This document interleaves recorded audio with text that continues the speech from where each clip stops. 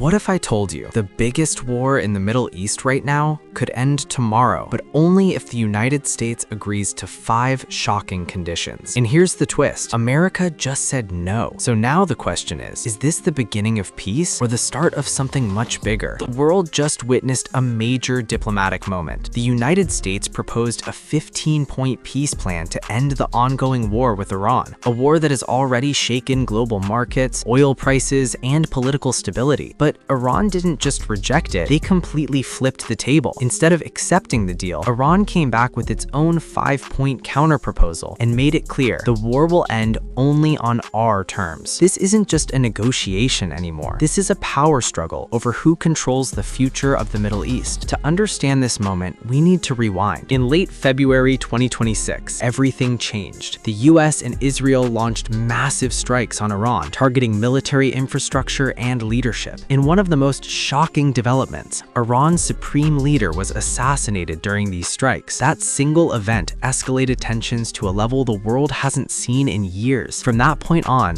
Iran began retaliatory attacks, the US increased military presence, Israel intensified operations, and global protests erupted. And suddenly, the world was on the edge of a full-scale regional war. Let's talk about what the United States actually proposed. The US peace plan reportedly included a temporary ceasefire, limits on Iran's nuclear program, missile restrictions, sanctions relief, and reopening the Strait of Hormuz, critical oil route. At first glance, it sounds like a balanced deal, but Iran saw it very differently. They called it excessive and unreasonable, and here's why. Now this is where things get serious. Iran laid down 5 non-negotiable conditions to end the war. Let's break them down one by one. Iran's first demand is simple. All military aggression must stop immediately. This includes airstrikes, assassinations, and covert operations. Iran believes the war was started unjustly, so they want a full halt before any talks even begin. This is huge. Iran doesn't just want peace today, they want security for the future. They are demanding binding guarantees that the US and Israel will never attack again. This shows one thing clearly. Iran doesn't trust the US anymore. And honestly, history backs that up. Yes, this is a big one. Iran is asking for compensation for damages caused by the war. This includes destroyed infrastructure, economic losses, and military damage. In simple terms,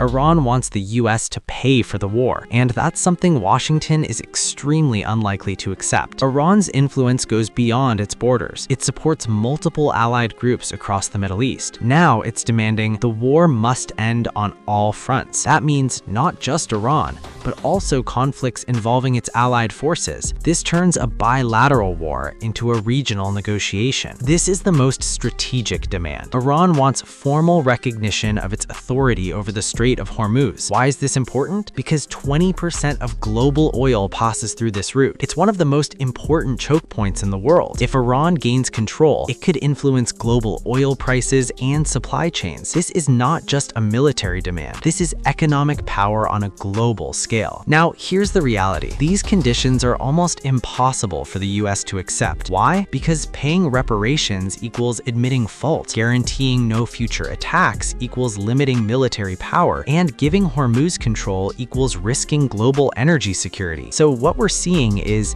a negotiation where both sides want completely different outcomes, and that's dangerous. This conflict is not just about war, it's already affecting your daily life. As soon as news of the US proposal came out, oil prices dropped sharply, markets reacted instantly, investors became cautious. But after Iran rejected the deal, uncertainty returned. And here's the key point. If this war continues, oil prices could spike again, which means higher fuel costs, inflation, and global economic pressure. This is why the whole world is watching closely. One of the biggest reasons this deal failed is simple: lack of trust. Iran claims the US has broken promises before. Previous negotiations were deceptive. On the other hand, the US believes Iran cannot be trusted with nuclear capabilities, and its regional influence is destabilizing. facing. So both sides are stuck in a loop. We don't trust you, no, we don't trust you. And that's the biggest obstacle to peace. Even while talks are happening, the war hasn't stopped. Reports show continued attacks in the region, rising tensions with Gulf countries, and ongoing military activity. Iran has even warned it will continue fighting until its conditions are met. So this is not a paused conflict. This is an active war with failed diplomacy. Now let's talk about something deeper. Some reports suggest that the US and its allies may be aiming for regime change in Iran. That means not just ending the war, but replacing Iran's government. So from their perspective, this is not just war, this is survival. Let's zoom in on one key issue again, the Strait of Hormuz. This tiny stretch of water controls a massive portion of global oil supply. If Iran gains full control, it gains economic leverage, it can influence global markets, and it becomes a key global power player. And that's exactly why the US will resist this demand. This isn't just about Iran, this is about who controls global energy. Right now, there are three possible scenarios. Scenario 1, compromise. Both sides soften their demands. Partial agreement, limited ceasefire. This is the best case scenario. Scenario 2, long war, no agreement, continued conflict, economic instability, regional escalation. This is the most likely scenario right now. Scenario 3, full escalation. If things go wrong, wider Middle East war, more countries involved, global crisis, and that's what everyone fears. Let's be clear, this is not just war. This is a battle of power, trust, and global influence. Iran wants security, recognition, and compensation. The US wants control, stability, and nuclear restrictions. And until those goals align, peace will remain out of reach. So now the real question is, do you think the US should accept Iran's conditions, or is this just the beginning of a much bigger conflict? Comment below, let's discuss. And if you want more deep, real geopolitical breakdowns like this, make sure to like, subscribe, and stay informed, because in today's world, what happens thousands of miles away can change your future overnight.